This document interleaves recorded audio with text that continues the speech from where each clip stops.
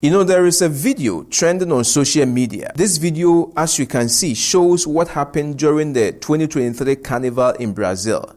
Now, as you can see, the people in this carnival actually blasphemed against God. They mocked God. They dressed somebody like Jesus Christ, as you can see, and then they dressed another like Satan, and he was basically beaten and making mockery of Jesus. This is blasphemous. I mean, this is what the Apostle Paul said would happen in the last days. Men will become boasters. They will become blasphemous. They will become self-conceited. They will become lovers of pleasure rather than lovers of God. What you saw in this video is the sign that we are living in the last days. People don't have fear for God anymore. This is bad. This is sin. And we are seeing this all over the world. People have turned away from the truth and have gone in to accept the very error.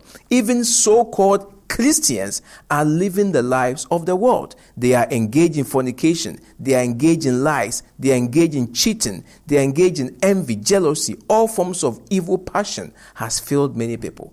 Now, what you saw in this video is true. But you see, what makes this worse is what Christians are saying against this video.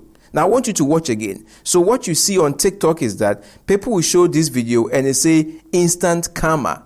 People mocked Jesus in Brazil and God punished them. Because right after this carnival, there was a massive natural disaster. There was a massive flooding in Brazil that has led to the death of many people. You see, what I want you to understand is this. What the people did in the carnival was bad. It was blasphemous. But if you link the flooding to this carnival event, then what you are saying is that God is punishing the people of Brazil because of what they did in the carnival. But the question is that how our God, the God of the Bible, is that how he deals with sin? Does God instantly bring punishment like in the form of natural disasters on sinners? If that is true, then the question is, why are you still here? Why are you still alive? Are you then saying that you have never sinned before? Or we are saying that some sin are more evil than others? Look, sin is sin. If you sin, you are breaking the law of God. Whether you gossiped or you went to worship an idol, or whether you masqueraded yourself as Satan or not, sin is sin. And God is not interested in the death of a sinner. The Bible specifically said that in Ezekiel chapter 18 verse 23. It says, I am not interested in the death of a sinner, but the sinner should repent. So never think that the natural disaster is the consequence of what happened at the carnival. If that is the case, then all of us would be dead by now because all of us have sinned. God never works that way. God gives grace even when there is more sin.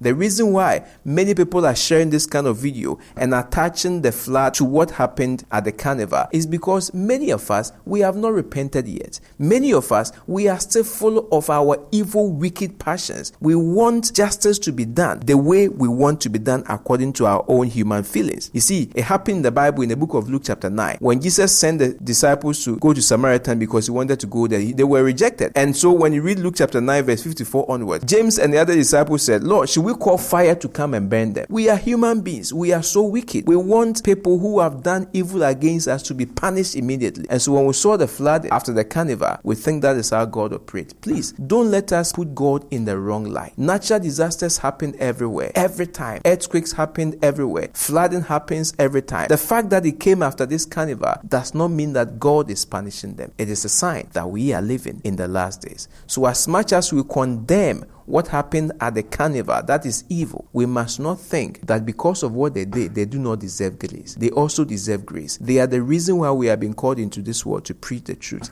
Let's preach the truth in love. Let us not paint God as the wicked God who judges people instantly. God bless you. Shalom.